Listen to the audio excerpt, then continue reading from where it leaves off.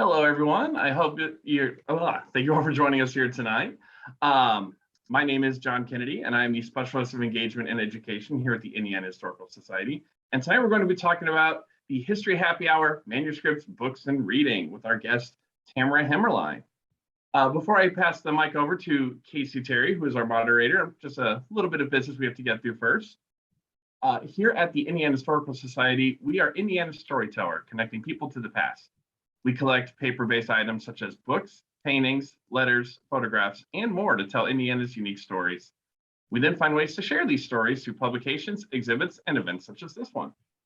Through these documents, we tell the diverse stories of Indiana and inspire a future grounded in our state's uniting values and principles. Tonight, we're going to look into the history of books through the ages with our guest, Tamara Hemmerlein.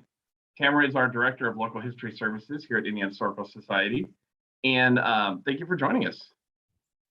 I'm happy to be here. And then moderating this discussion is Casey Terry, who is our Manager of Engagement with the Indiana Historical Society. And I think your audience, you are in for a treat because these two, not only they know this subject, but they are just so excited to share it with you. So for this event, I will talk for about 35 minutes, or Casey will talk for about 35 minutes, then we'll open it up to your questions. If you have any questions as we go along, please drop it in the question and answer section at the bottom of your Zoom screen. We'll keep an eye on them and then pepper them in as we get to the second half of the program. If you'd like to add anything to the chat box, don't forget to change your response to everyone so that we can all see your thoughts. Keep an eye on the chat where I will be just putting in occasional links to anything we might have missed so far. And don't worry if you've missed anything, it'll be delivered to your inbox tomorrow morning. This program is being recorded and you can catch the replay on our website, indianahistory.org in the upcoming weeks or on our YouTube playlist. If you enjoy this program, I hope you consider coming back for more. Our next History Happy Hour is on September 15th, where we will be discussing Indiana and the Cold War with our guest, Zoe Vorndran. And then after that, our next History Happy Hour will be on October 19th, where we discuss costume balls through the ages with our Manager of Local History Services, Karen DePaula. You can stay tuned for upcoming virtual and in-person programs. You can sign up for these programs over at indianahistory.org. Okay, take it away, Casey. All right. Hi, everyone. Again, my name is Casey Terry. I'm one of the managers of engagement here at IAS. And tonight we are joined by the wonderful Tamara Hemmerlein, our Director of Local History Services. And if this next hour is going to be anything like the previous half hour of me and Tamara just gabbing about books, I think you're in for a treat because it's just so fun. So without further ado, I'm going to let Tamara take it away and start her presentation. All right. Thank you very much. I'm so excited to do this. In my regular life with Local History Services, I work with local history organizations all around the state of Indiana. But prior to coming to the world of museums, I actually was a medievalist. So I have a master's from the University of Illinois at Urbana-Champaign in Spanish literatures. And one of my areas of interest specialization was medieval Spanish literature. And, I live in Indiana, and that's why I ended up in museums, which I really love. But I also love this opportunity to sort of jump in my personal Wayback Machine and let my medievalist nerd out to play. I know, we were just talking about that because my whole undergraduate background is in early modern, mainly England, but Europe at large. And so just chatting it's so fun. It's so fun. All right. So as we get started, I do want to let everybody know that the things that we're going to talk about tonight are so much more broader than this presentation would ever allow us to go into, and to let everybody know that it's going to focus on Western scripts, reading from a Western point of view, because it was sort of a European perspective that I studied. I also, though, looked at sort of conquest literature that had to do with Spaniards sort of going into the New World in heavy quotes. And I looked at literature from both sides, both Spanish literature as well as works written by indigenous authors during that time period, but mostly Western European. So I want to start And I also want to say that like everything that deals with the Middle Ages, there's a lot of definitional gray area. There's a lot we know, there's a lot we don't know, there's a lot we assume. So I just kind of want to start out with that. But my first thing is a quote from actually St. Augustine about his mentor, St. Ambrose. And it has to do with reading. And so if you will indulge me, I'm going to need to read this quote because I don't actually remember it. When Ambrose read, his eyes ran over the columns of writing and his heart searched out the meaning, but his voice and his tongue were at rest. Often when I was present, for he did not close his door to anyone, and it was customary to come in unannounced, I've seen him reading silently, never in fact otherwise. I would sit for a long time in silence, not daring to disturb someone so deep in thought, and then go on my way. I asked myself why he read in this way. Was it that he didn't wish to be interrupted in those rare moments he found to refresh his mind and rest from the tumult of others' affairs? Or perhaps he was worried that he would have to explain obscurities in the text to some eager listener or discuss other difficult problems, for he would thereby lose time and be prevented from reading as much as he had planned. But the preservation of his voice, which easily became hoarse, may well have been the true cause of his silent reading. So one of the things that this tells us about reading is that the idea of reading silently was not something that was terribly common. Reading was actually viewed as a very social activity. Books or texts were meant to be read out loud, coming from an oral tradition of sort of hanging out in places where people gathered and reciting things. You know, think Homer and his epics. Think things that were meant to be enjoyed and spread. And so there are some thoughts about this. One was that St. Augustine or Augustine of Hippo was like, wow, he can read silently. That is a skill to be admired. The other thing is that perhaps he was saying it's a bit rude of him because he's not sharing his knowledge. But another thing could be simply that, you know, Ambrose was reading. And like a lot of people who read and get very involved in their reading, it's kind of like, don't bother me. You know, it's kind of that moment when you have your book in front of you and you duck your head deeper and you're thinking, no, don't talk to me. Just don't talk to me. Don't talk to me. See, but I guess I'm a very different reader in that when I'm reading something, I'm very vocal in my reading. I'll be like, no, oh my, like I need to tell someone. So like it's a very interesting thing that this has changed from such a social activity to something that's become so deeply personal. When you're reading, you're not telling the story out loud, save for like maybe a teacher reading to students or young children. Well, and I think though, like one of the things, and I have done this on occasion with friends, is we have chosen the same book and we've sat in a room and we've read together. And we do have those moments where, you know, you turn the page and you find the thing and you go, and then you look and you're like, okay, are you on page 89 yet? Because I got to talk to you about that.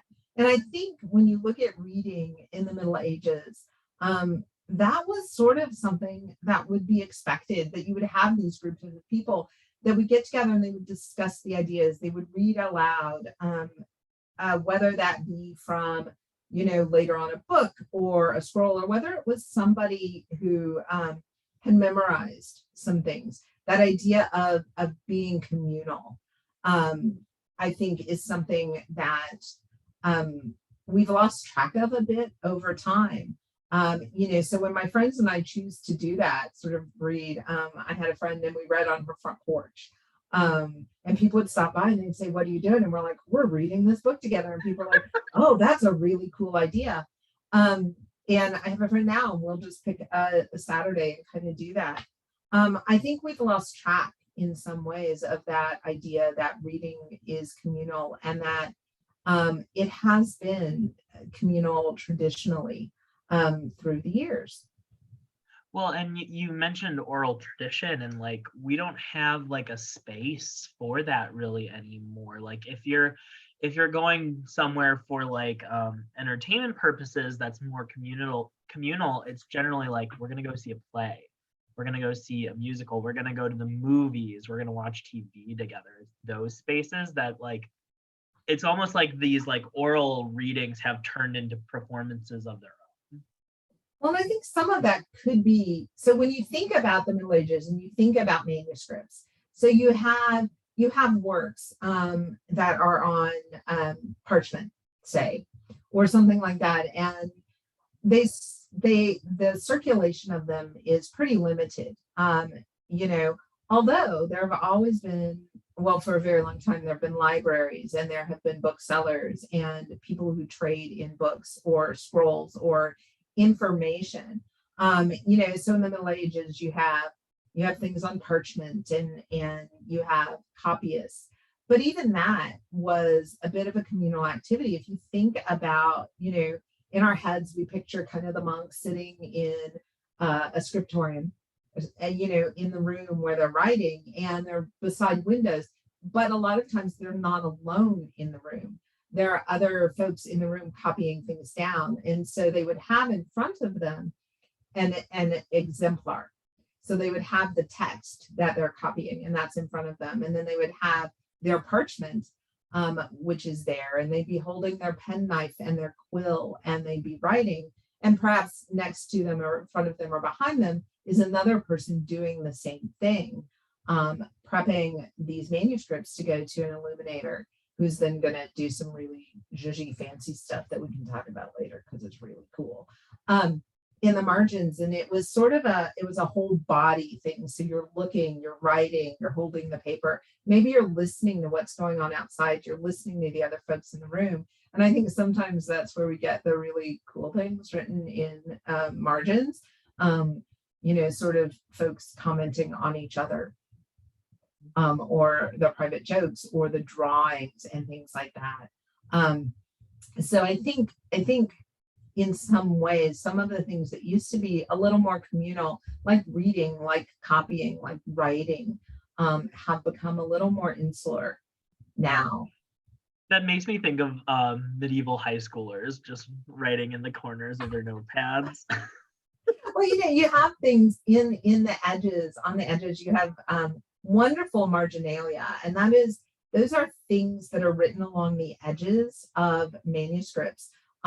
Sometimes they're supposed to be there. They're sort of fingers pointing at, you know, important parts. So like if you look at this particular manuscript, you have a couple of angels there and they have their fingers extended and they are saying, here's the beginning, or here's important things. I've seen manuscripts that have like the finger start here and kind of like curve around important parts, or sometimes you have doodles on the edges, or sometimes you have private jokes or inside jokes on the edges. Sometimes you have comments, and I admittedly I'm not quoting this, but you have things along the lines of Brother Anselm eats too many beans and smells bad, you know. And so sometimes that marginalia would be trimmed off as the manuscripts were bound, or, you know, as the illuminator was making room. But sometimes we're really lucky that they stay on there. Yeah. And we get a little bit of a view into what was going on in the lives of the folks who were copying. And readers would sometimes write things or underline things or scratch out things, you know, like this shouldn't be here. So when we're talking about like handwritten manuscripts, correct? And we're talking about multiple people in one room writing generally the same thing over and over, correct? Who would those people be? So a lot of times those would be monks, nuns in monasteries. It was one of the ways that monasteries actually could earn some money. It was a way that they could sort of disseminate information. When things like lectionaries or psalters, and those are things that are meant to be read. Psalters are psalms that are meant to be read as part of a liturgical calendar. A lectionary is the same thing. So sometimes you had the folks who would sort of know what was going to be in there and things, and could be trusted to copy those things. But like everything, you have an exemplar in front of you. It's kind of like a manuscript game of telephone. Like if you find something that is an original, and then you look at different copyists from different time periods or even different locations, you can see differences in those. However, when you're looking at illustrations, there were certain things, like if you think about templates, you think about, logos and things that we recognize because we see them over and over again. Sometimes what you would see are things that you'd see over and over again. So, the way Moses is depicted, you're going to be able to tell Moses because a lot of times he'll have a staff, he'll have the 10 Commandments, he'll have horns, which comes from a mistranslation, and things like that. So that that's going to be Moses. Sometimes you would see things like this, where you see the along the edge, you see sort of the odd creature on the side wearing a hat. That might have been some kind of joke about somebody that the person who commissioned this particular work didn't like, or it may be a symbol. So when you look at things like that, you're going to see just different kinds of things that illuminators added, maybe at the request of the patron, maybe not. Maybe they were just opting to do this. You're also going to see things like this is the camp of Brutus on the River Loire. And, that does not look terribly Roman.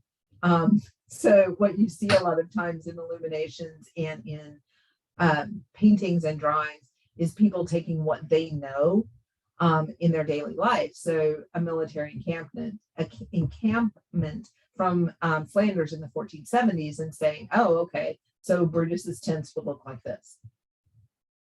So, yeah. That's so interesting. So like, in a way, when we get, so in the situation of the last image we saw, the camp of Brutus, we're not seeing we're seeing what a Flanders military camp would look like, not exactly a ancient Roman military camp. Right.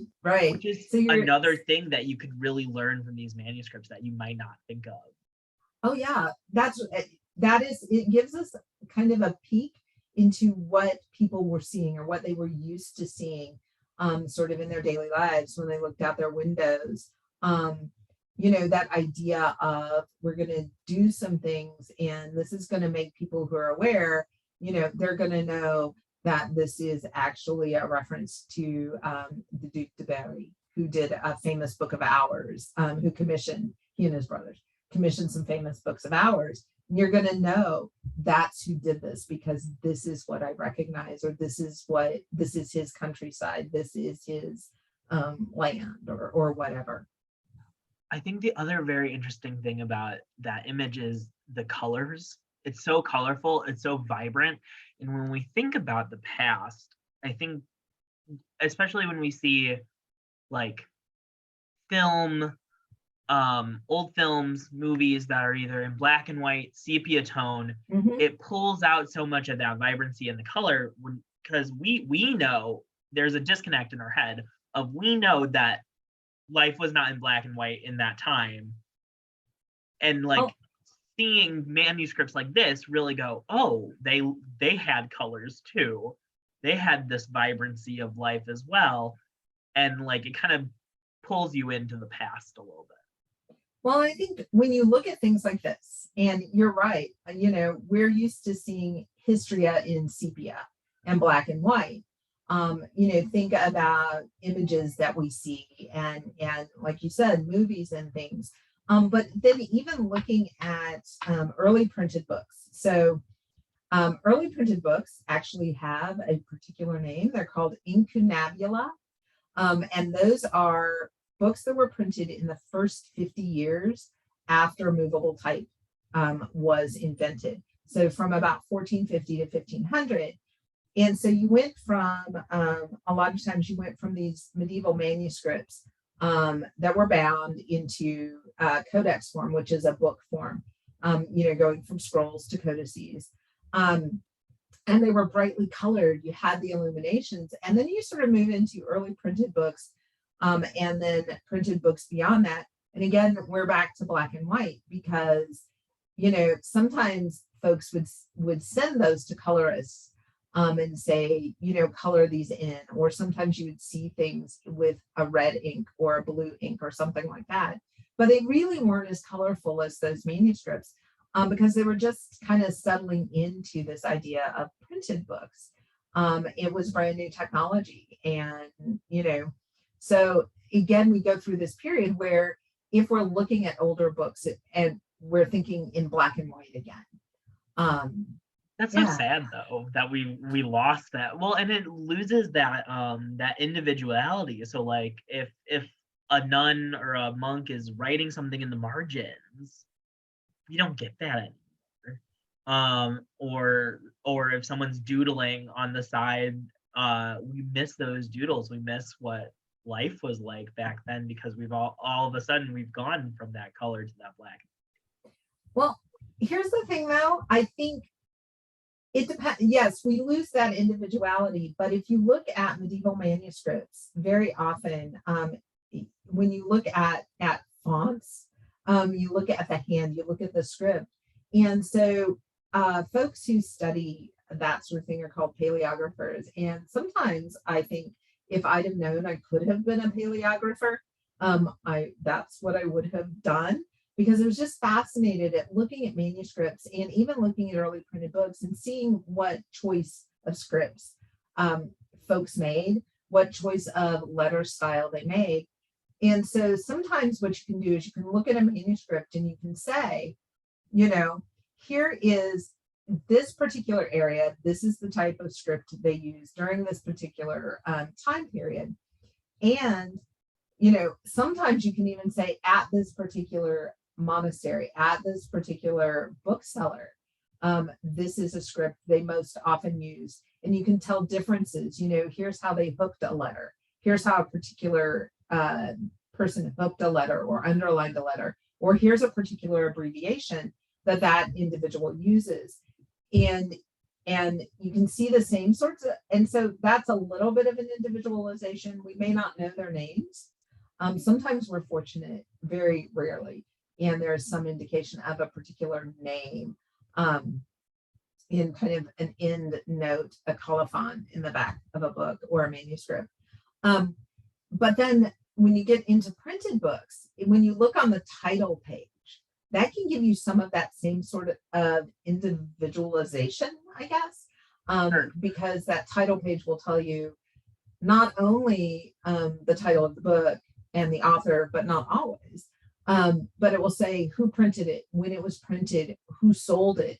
And that gives us some clues about maybe who commissioned the work or the particular bias of a printer or a bookseller, because they are making choices in fonts, they are making choices in spelling. So sometimes even if we don't know the printer, we can say we know that the printer made this particular book and he always spelled ancient, A-N-T-I-E-N-T, or something like that. So Yeah.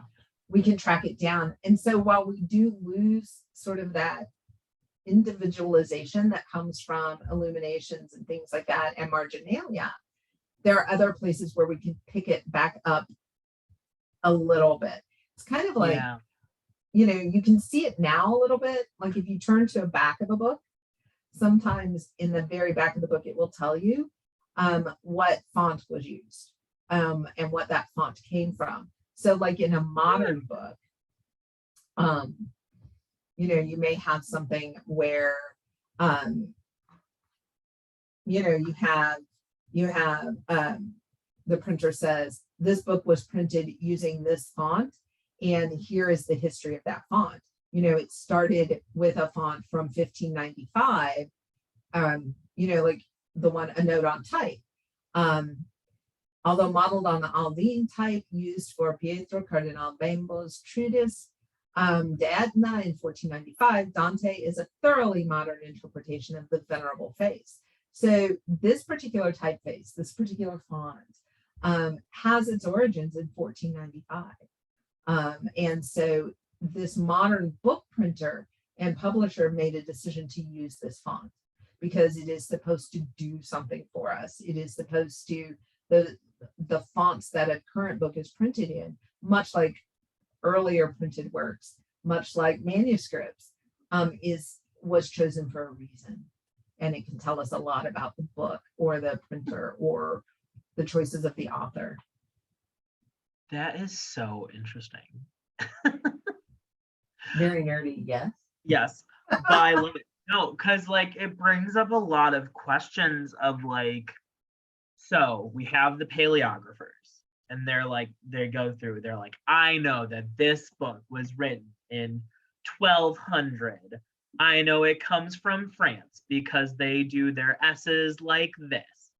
And then like, but that then S, let's say, makes its way into our modern lives because it was used so frequently, it becomes a modern day type. Like, Right. That's very interesting. Right. Or there's something aesthetically pleasing about it, or, it is more readability or more readable. It adds to readability. So, it is really interesting to look at kind of what was going on 1,000 or 1,500 years ago that we're still seeing today that still impacts the way we read or the way books are formed. You went from scrolls, which were very difficult to do. Like, so if you were reading a scroll, you actually had to be two-handed. So you would roll up with one hand and unroll with the other so that you could read. And, you lost some of that ability to write notes and things like that. And you'd have to unroll if you wanted to refer back to them. So then when you had manuscripts so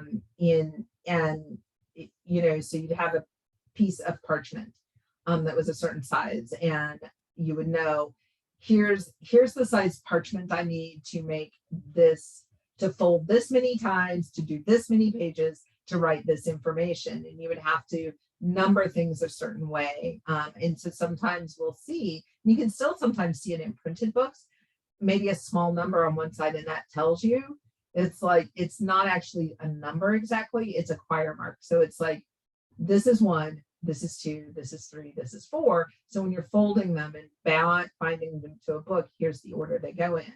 Or sometimes you will see literally a catchword or a catchphrase that's at the bottom. That would tell a printer, this is what the next page should start with.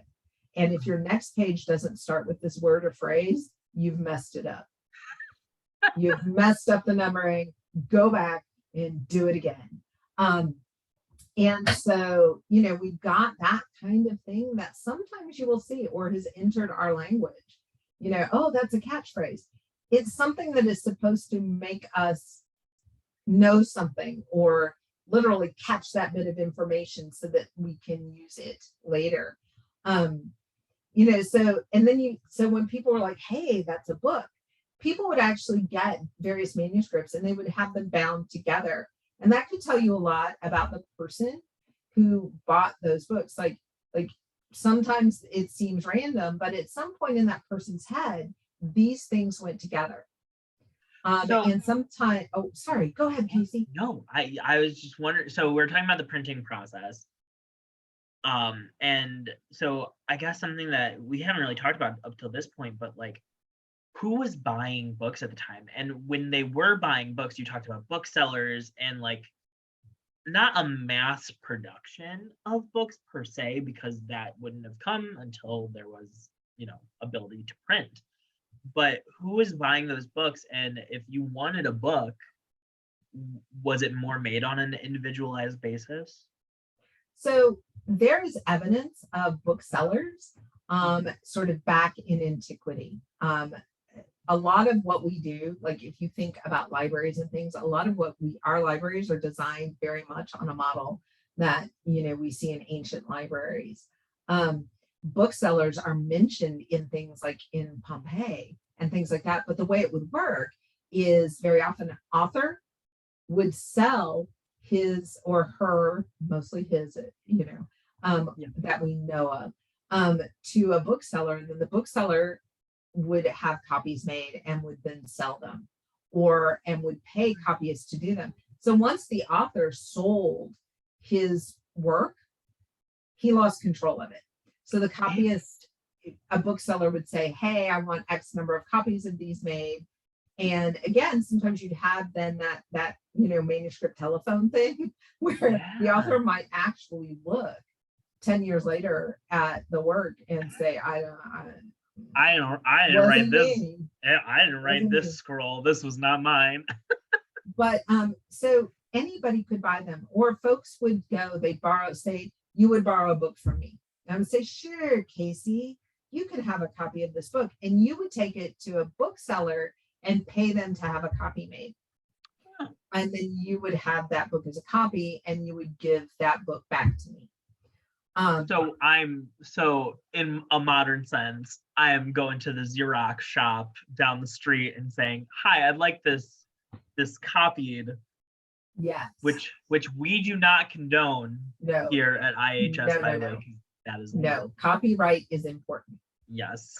And intellectual property is important. Yes, because that would be like an author selling their intellectual property to a publisher and then never seeing it again. Exactly. Which is wild and crazy to think about. And so you've come to me, I've loaned you these books, you've had them copied, and you're like, all right, so I have all these loose pieces of parchment. If it's something you really, really find valuable or you think is important, you might spring for vellum. Parchment is cow, goat, or sheepskin. Vellum would be calfskin. So vellum is finer, it's whiter, it's less flawed. And so, and then you may eventually have all of these bound into a book, the form we know, so that you can carry it around more easily and maybe loan it out. So we may find a lot of different materials. You may find parchment. Papyrus is not durable in the way that parchment and vellum are. So you're not really going to find a whole lot of papyrus. Sometimes you do, sometimes you don't. But, I can look at it and I can go, oh, look, this is what Casey was interested in. Or this is in Casey's choice of having these works put next to each other. That may tell me something about your interests or how you read or something like that. So, and anybody could buy books or pay for books to be copied. One of the things I think that comes down to us is this idea. I think it comes from this idea that reading was social and it had a lot to do with reading out loud and things like that. So we think a lot fewer people could read than actually could. And so, you had. I'm sorry, could you repeat that one more time? So did you say there were a lot more people who could read than we think so? Yeah. Okay. As a matter of fact, sometimes when somebody would say that individual is unlettered, they didn't mean they couldn't read. They meant they couldn't read Latin. It was stuff like that. So a lot more people could read, but a lot of people listened to people who could read. And we know that there was a trade. There was enough people were buying books that there were booksellers, that there were people who were professional copyists, that then printers would print like a first run of something and then have to do a second run. So people were reading and they were sharing ideas. And then when printed books became more widely available, books were less expensive. They were, you didn't have to have it copied. You could go in and you could buy a book that was already printed. You had you had more people with more access to ideas. So they were talking about it more. They were sharing ideas more. And in some ways then, in early printed books, and when this access grew to ideas and knowledge, you had this kind of destabilization happening. Because you had folks who were coming from oral traditions and local lore, and then they were reading these things or hearing these things, and they had access to ideas, and they were kind of combining them in ways that were new and unusual that led to some troublemaking on the part of readers and discussers. Yeah, we all know how much trouble readers get into. Yeah. uh, yeah, would you like to talk a little bit about some of those troublemakers? I absolutely would. I would. So I have lots of favorite troublemakers, but three of my favorite ones, sort of thinking about reading and writing and sharing ideas, are one of them is actually a fictional character. He is Don Quixote. The man of La Mancha. Actually, it was very interesting because people thought for a very long time that you could get deranged from reading too much. I mean, even think about like Jane Austen and things where people were like, she reads too much and it's addled her brain. This idea that you could read, and the more you read, the more addled you would get. And so when Cervantes wrote Don Quixote, he actually dealt with that. You know, the main character reads chivalrous novels, novels of knights and, you know, damsels and things, and then starts to act out his fantasies. So an interesting thing about that is Cervantes, Don Quixote is actually two books. The first one Cervantes writes, and it was so popular that people start writing knockoffs, you know, talking about intellectual property. They're writing like continuations and sequels, and Cervantes. So fan fiction. Yeah. They're writing fan like fiction of their favorite novel. Yeah. And Cervantes is like, no. So the first Don Quixote was written in 1605. In 1615, Cervantes has had enough of it, and he actually, at the very end of the second Don Quixote, he kills him off. So that he's like, so there can't be any more. So we're done. No more fan fiction, no more sequels. I want him to end. But one of the things that Don Quixote's friends and family do is they burn his library because they're like, it's making him crazy, literally. And so we have to get rid of this. Which actually, yes, it's like the burning of the Library of Alexandria. But beyond that, it's ironic because it's an author writing a book about a man who's reading so much that they have to burn his books. Like that is like the irony there is just kind of wild. And then one of my other favorite troublemakers is actually, he was a miller in the Friuli region of Italy. And Italy actually didn't exist as Italy until the 1800s. So, you know, it was different regions and things. And his name was Minocchio, and he was a miller. And folks gathered at the mill because you had to come and you had to have your grain ground, and folks would chat. And Minocchio had access to books and libraries and books on philosophy and things like that. And he talked about these ideas. He was one of those folks that was saying, here's a thing that we've heard all our lives, and here's what we hear in church, and here's what we hear here, but I'm reading this. And so he starts really talking about it, and he's questioning things, and he's saying, you know, if the Bible says this, but this also makes sense to me. And so where are the connections? So he gets brought before the Inquisition. And the reason we know about him is one of the things about the Inquisition is they required everything to be written down exactly, you know, down to size and groans and things like that. So we know what Minocchio, we have some idea of what he was reading and what he had access to. So, you know, and sort of other people are talking, and they're like, hey, we're going to hang out with Minocchio, and we're going to chat, we're going to talk. So the Inquisition says, you can't do this anymore. You can't talk. You have to about these things. You can talk about Miller stuff, you know, daily stuff. You can talk about the grain. You can talk about smashing the grain. You have to wear clothes that indicate you've been brought in front of the Inquisition and you're a penitent.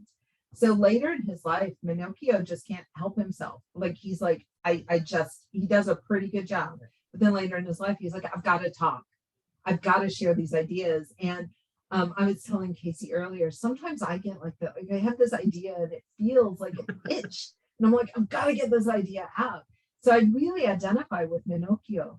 And then he gets brought before the Inquisition again, and it does not end well for him that second time, because in Italy, the Inquisition would sometimes give folks a second chance. And then they're like, no, you didn't do it. You didn't be quiet. But I so identify with somebody who has these ideas and is saying, and at one point he even says, like, I am not contradicting this. I am trying to see how it connects. In my head, these things connect. And so I'm not, he's a couple of times he's very much saying, I am not going against the teachings of the church, but there's all this other information. So access to ideas is leading him and the folks he's talking to and other people all over Western Europe to say, here are these things that we have heard and they wouldn't know, and here are these new things and ideas we have access to. How are they coming together? And you have folks saying, you can't do that though. Stop. Yeah. Stop Well, it. It reminds me on a broader scale of the Reformation, when you start getting the Bible printed in the vernacular. And for those who don't know what the vernacular The vernacular is whatever the language is. So it's the Bible was in Latin or various other languages, but it kind of the Vulgate, which was Saint Jerome's Vulgate, was kind of the accepted Catholic Bible, and it was in Latin. And then you had it translated into the vernacular. But then you had, as it was translated into the vernacular, you get an Anglican Bible, or you get a Lutheran Bible, or you get the books are ordered differently. Some books are there, some books are not. And so it tells you kind of a bias. And so you and I have been talking quite a bit because we're so excited. Yes. But you want to see if anybody else has any questions? We have lots and lots of questions, which is very, very exciting. Okay, so the first one, it brings us back to what we were kind of talking about earlier in the session, and it is from Anita. Could the reading out loud at the medieval period of history also be considered the only way others can gain news, information, knowledge, because few people out of that time could read or write? And we spoke to that a little bit. So yes, reading was so important, and reading aloud was so important because it was the way that people got news. It was the way that they communicated new ideas. It did serve a very social function. You might have had somebody paying a reader to come in and read in the evening. And so reading aloud was very important. We also know now, when you look at reading aloud to children, that it aids in brain development, that there are certain types of wiring in our brains that happens and is triggered by reading aloud, or that reading period and reading aloud as folks get older helps those neurons and things like that keep firing. So it helps with memory and things like that. So it is true, it's not like when I say a lot of more people could read, it's relative. But everybody More than five. Yes. More than five people could read. Everybody couldn't read and people couldn't write, but it was a way, if say somebody was like, I've got this idea, writing it down, getting it to a bookseller means that they are disseminating their ideas. So we know from some writings, particularly like ancient writings, there were authors who were like, I actually don't care to make money on this, but this idea needs to be out there. And so selling the work to a bookseller, getting it copied, having it read out loud was a way that an author could say, this is an important idea. It needs to get out there, and it needs to get out there more broadly than, my friends who are hanging out at my house in the evening. Yes. We have 4 more questions. The first is from Jay. I was wondering if there are any leftover modern relics of the old ornate, illustrated, or rubricated texts Or what is the modern day equivalent for a book writer, maker, publisher with a similar need for creative expression? So I would say, also, I'm going to throw in a little more trivia in here. When you talk about rubrication, that actually comes from the root word for red. And it refers to having things written in red ink that perhaps were very important or you wanted to call attention to, or capital letters. I would say if you look at things like that, and so kind of bear with me for a second, graphic novels. I was actually going to say that. Or Yeah, comic. I would say graphic novels, manga, things like that, where you have, I think, in printed books, early printed books, things like that, you start to have woodcuts. And you also, though, have that tradition of illumination. And so you may find fancy letters and you may find things along the edges. But I would say recently, when you look at, like I said, graphic novels or manga, or sometimes you look at some books we have that are hybrid. So, you have a book that, is heavy into text, and then you turn the page, and different from kind of an illustration, you have a graphic, that I would say that is a modern equivalent of that. And I would say that if, talk to folks who do manga, talk to folks who do graphic novels, and really think beyond just the words. It's Even think storytelling. about, I said it's storytelling yeah, overall. Yeah. yeah. So I hope that helped or answered your question, Jay. I got super excited, and sometimes I Yeah. lose track of questions. No, I think that answered it perfectly, because that's immediately where my head went, because I read a lot of graphic novels and comics, because sometimes your brain can only take so many words. Well, and I would also say, if you look at particularly manga, which, to somebody perhaps in Indiana with a very Western framework, you read it backwards, but you're not really reading it backwards. But you even look at things like that, and that kind of harks back to the idea that there was a way to read. There is an order to reading, and sort of understanding how changing a format or changing the order in which you read something is intentional. It says something about the style. It says something about the format. It says something about the genre. We've got 3 more things. So we have Jay saying, "Thank you for teaching me a new word, biblioplasty." And then what are some of the most important discoveries on, I'm going to try my best, palimpsests? Oh, palimpsests. Yes, that were about to be used to write something new on. Seems like I've heard stories from somewhere before that sometimes researchers could make out a lot of what was on the paper, Palimpsests. Before, as though it wasn't completely erased. So a palimpsest is parchment, vellum, good quality parchment and things like that. It was expensive. It was time consuming to prepare. It was expensive. And so what you would do sometimes is they would reuse things, or sometimes a scribe would use a penknife and literally scrape the error off, or scrape whatever the mistake was, or scrape everything off to reuse it. And so now sometimes a paleographer or someone working with books and things, manuscripts, will look at that, and they will look at it under different kinds of light to see if it's a palimpsest. And we have the technology and bright enough lights and things to pull up what was written underneath sometimes.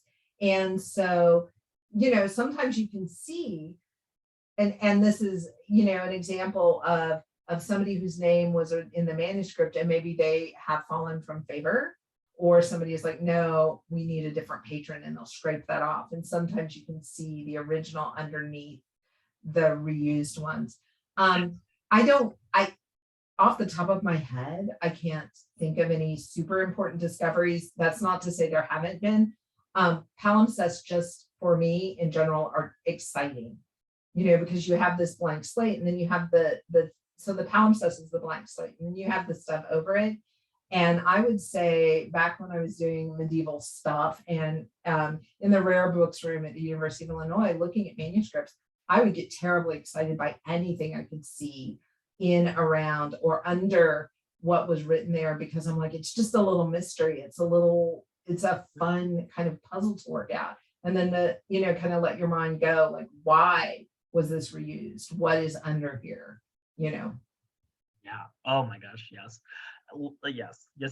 As a cultural history human, knowing the reasons why someone did something, love it. So we've got a couple more questions. Speaking of reading together or reading as a communal thing, do scholars know when book clubs first became a thing? What are some early examples? So I would say when you look at, I'm going to go way back to Greece. When you look at things like you have, the symposium, Plato's Symposium, and you look at that, and they are talking about ideas and things that they have read or heard about together. I would say you're looking at things like that where people are looking at texts, or they're taking texts and just discussing them together. You have things like one of my other favorite troublemakers, Sor Juana Inés de la Cruz. She was a Mexican nun and in the 1600s, and she is writing, and she writes about books. Her works have environmentalism and feminism and religion and things, and she's writing about books, and she's writing about the state of women. And you have folks who are sharing those ideas, like they're in monasteries, they're in convents, and they're making their libraries available to each other. So I think that they don't necessarily follow exactly the pattern we think of as book clubs, but I certainly think that they have those aspects of book clubs, just these groups of book sharers, lenders, and borrowers who then are getting together. You have sort of think about France, and salons and women who are bringing together intellectuals of the time to talk. And very often they're talking about books, they're talking about ideas, they're talking about texts. Very, very cool. We have a question from Tom. Do movies like The News of the World and The Name of the Rose provide reasonably accurate depictions of traveling newspaper readers to the public and scriptoriums for copying books? Also, more recent movies, The Reader and the Book Thief, I think are examples of communal reading. Absolutely. I think one of the I have read The Name of the Rose a couple of times, several times. It is a medieval mystery story, and actually it is very interesting because one of the main characters, one of the monks in there, is based on, or seems to be based on, Jorge Luis Borges, who was a writer, and his idea of libraries. A lot from what I remember and what I know, The Name of the Rose does give fairly accurate depictions of what it was like. It talks about chained libraries. So, you had the books that were chained together on a shelf so that people couldn't just abscond with them and walk out with them. News of the World, I've also read, and, the main character is paid to travel and read newspapers. I know things like that happened. I did some research on that, and I wasn't able to find specific instances, but there is this tradition of tavern keepers and things paying people to read or paying people to recite. So I don't think it is a stretch that as, maybe folks moved west across the United States, you still had this idea that you needed a reader to share the news. You had this person who had access to newspapers who would get hired to read. I don't think that's a stretch. And yes, The Book Thief and The Reader, those are ideas of communal reading and the importance of books just to our well-being, to our survival, to empathy. Readers tend to be more empathetic. They tend to be broader in their thinking and things like that. And I think that's where communal reading is really important, because it gets us those communities of readers, and maybe even not communities of readers, but several readers who then are talking to people who aren't readers, but are still interested in talking about ideas and things like that. So cool. Okay. And no, I it could is. literally spend all night doing this, Casey. I know. But I know we can't. I know. I could do it with you. It would be wonderful. And then we have more of a comment than a question. But when you were describing how you would read a scroll, so like kind of like this motion, right? We have Jay saying it occurred to him that, hey, that's what streaming would be like if you're reading a scroll. And for me, the image of an Etch-a-Sketch came into mind. Mhm. Two very different things. But yeah, no, it would definitely be the modern streaming, because you could just keep going. You're not flipping back and forth. Yeah. So, I wonder how many folks who are listening or will listen to this in their heads will now be like, oh, and that, they'll sit down and read and they'll go, oh, and that is what this was like 1,000 years ago. Yeah. Well, when you were talking about, like, I've had several of those moments as we've been sitting here chatting, but one of them for me was I know why old manuscripts, they're bound in leather, things like that, but they have the ridges on them, the really thick ridges. Mhm. And then they would be stacked sideways, if I'm correct, right? Mhm. To allow airflow in and out. And I always wondered why that would be. And I didn't realize that parchment and vellum were made out of animal skin. But now that makes so Yes. much sense that you would want that airflow. Yes. Yes. But I just got word that it's time for us to wrap up, which I is saw very, what you very, did there, Casey. I try. Well, I'm not going to take a to page wrap out it of up. Casey's book. Oh I know several members of our audience really want to book it. So, Look at all the book humans making the book puns. this was an incredible program. I know that just watching you two just get so excited and talking about this. And even though I know I've talked to Tamara like all week about this, I just learn new things from this program. Especially just like, bunnies, like what the little pointing figures are in the corner of the text, and so much. Tamara and Casey, thank you both so much for being with us tonight. Again, just learning so much about books, from not just how they're made, but how they influence society, and the idea of like when you imagine going back to like the 15th century and thinking of people gathered in small parlors and listening to people read, and how that was just how people managed to share information of the time. And to our audience, thank you all for joining us. I hope you had a great time. If you enjoyed this program, I hope you consider coming back for more.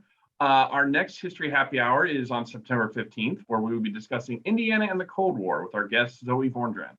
And then on October 19th, we will be talking about costume balls through the ages with our guest, Karen DePaw, our manager of local history services. You can sign up for these programs in person at www.indianahistory.org/visit/calendar. For events in person and virtual. And then we will post this conversation to the IHS YouTube channel and our website in the upcoming weeks. In the meantime, if you'd like to revisit any of our previous free programs, you can check them out at the History Happy Hour playlist on YouTube or at the link in the chat. And you can also find it at indianahistory.org/virtual-resources/video. And if you missed your chance to donate or like to make a further gift to support the Indiana Historical Society, please visit indianahistory.org/contribute/donate. Your donation will allow us to continue to share Hoosier stories. You'll be prompted at the end of the webinar to take a brief 1-minute survey, and we'd love to know what you thought about our program and what topics you may be interested in learning about more. Again, thank you, Tamara. Thank you, Casey. I think we all had a great time, and I hope you all have a wonderful evening. Thank you. Yeah. All right. Good night, everybody. Bye. Bye, everyone.